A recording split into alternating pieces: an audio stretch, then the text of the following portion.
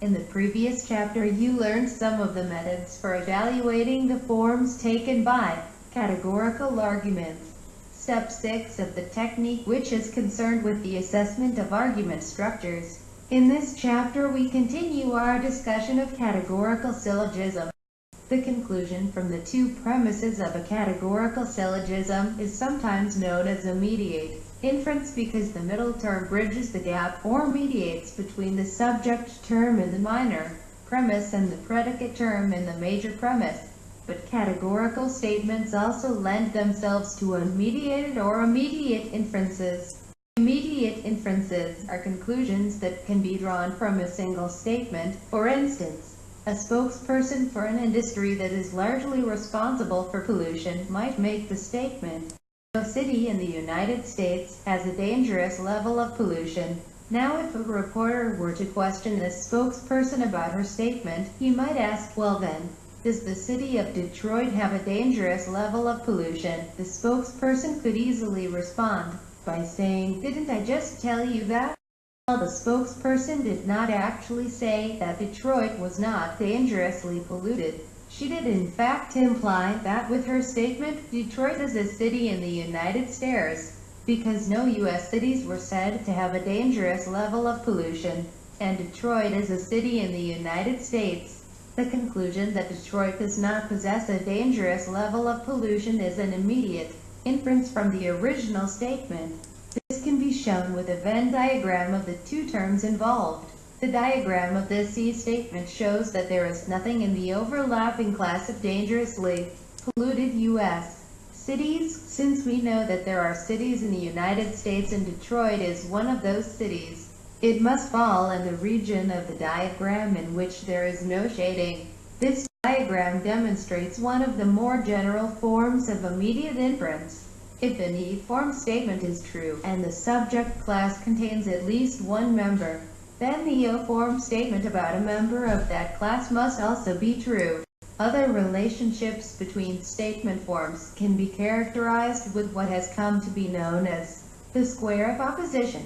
The square of opposition is a diagram showing the truth relationships between different forms of categorical statements as the following diagram. The square of opposition is designed to show the relationships between the various categorical statement forms A, E, I, O. The square shows that A-form statements and E-form statements are contraries. Two statements are contrary to one another if they cannot both be true, but can both be false.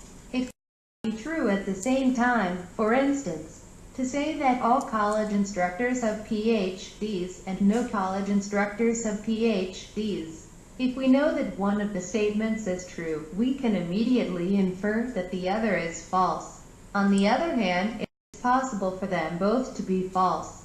If some college instructors have PhDs while others do not, which is in fact the case, then both statements turn out to be false. Thus, if you should determine that an A statement is true, you can conclude that the corresponding E statement is false and vice versa. If, however, you know that E statement is false, you cannot be sure that A form is either true or false. I form and O form statements are subcontraries. Subcontraries are statements that cannot both be false but can both be true. For instance, the statements, "Some architects are Australian" and "Some architects are not Australian" cannot be mutually false. Either some architects are Australian or some are not, since I-form and O-form statements cannot both be false. Knowing that one or the other is in fact false will lead us to legitimately conclude that the other is true. If it were to turn out that the statement, "Some architects are not Australian," were a false statement, the corresponding I-form statement, "Some architects are Australian," must in fact be true.